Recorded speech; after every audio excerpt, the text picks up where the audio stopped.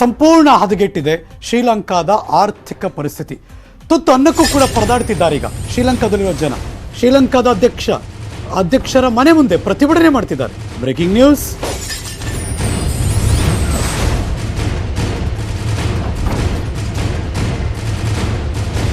ಗಾಯದ ಮೇಲೆ ಬರೆ ಎಳಿತು ಶ್ರೀಲಂಕಾ ಸರ್ಕಾರ. ಲಂಕಾದಲ್ಲಿ ತುರ್ತು ಪರಿಸ್ಥಿತಿಯನ್ನು ಘೋಷಣೆ ಮಾಡಿದ್ರು ಸರ್ಕಾರ. ತುರ್ತು ಪರಿಸ್ಥಿತಿ ಅಧ್ಯಕ್ಷ ರಾಜಪಕ್ಷೆ ಅದನ್ನು ಘೋಷಣೆ ಮಾಡಿದ್ರು. ಲಂಕಾದ ಹಣದುಬ್ಬರದ ದರ 25% ಏರಿಕೆಯಾಗಿದೆ. ಶ್ರೀಲಂಕಾದಲ್ಲಿ ಪ್ರತಿದಿನ 10 ಗಂಟೆ ವಿದ್ಯುತ್ ಕಟ್ ಆಗ್ತಾ ಇದೆ. ದುಡ್ಡು ಕೊಡ್ತೀನಿ ಅಂದರೂ ಕೂಡ ಸಿಗ್ತಿಲ್ಲ ಪೆಟ್ರೋಲು ಡೀಸೆಲ್ಗಳು. ಆ ಥರದ ಪರಿಸ್ಥಿತಿಯಲ್ಲಿ ಲಂಕೆಯಲ್ಲಿ 1 ಲೀಟ್ರ್ ಪೆಟ್ರೋಲ್ 285 ರೂಪಾಯಿ. ಈಗ ಶ್ರೀಲಂಕಾದಲ್ಲಿ ಡೀಸೆಲ್ ಬೆಲೆ 76% ಏರಿಕೆಯಾಗಿದೆ.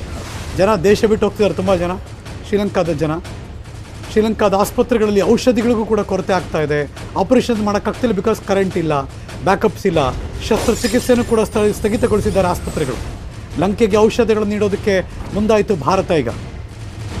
ಆದರೆ ಭಾರತದ ಕಂಟೈನರ್ಸ್ಗಳು ಕೂಡ ತುಂಬ ಕಂಟೈನರ್ಸ್ಗಳು ಅದು ಸಿಗಾಕೊಂಡಿದೆ. ಬಿಕಾಸ್ ಅಲ್ಲಿ ಯಾರು ಕ್ಲಿಯರ್ ಮಾಡ್ತಾರೆ, ಅವರು ಇಂಡಿಯನ್ ಕರೆನ್ಸಿ ಬೇಡ ಡಾಲರ್ಸ್ ಕೊಡಿ ಅಂತ ಅವ್ರು ಕೇಳ್ತಿದ್ದಾರೆ. ಒಂದಷ್ಟು ದೊಡ್ಡ ಮಟ್ಟದಲ್ಲಿ ಆರ್ಥಿಕ ಹೊಡೆತ ಇದೆ ಶ್ರೀಲಂಕಾಗೆ. ಹಾಗಾಗಿಯೇ ಆರ್ಥಿಕ ಪರಿಸ್ಥಿತಿಯ ಹೊಡೆತದಲ್ಲಿ ಸರ್ಕಾರ ಕೂಡ ಈಗ ಡಿಕ್ಲೇರ್ ಮಾಡಿದ್ದಾರೆ.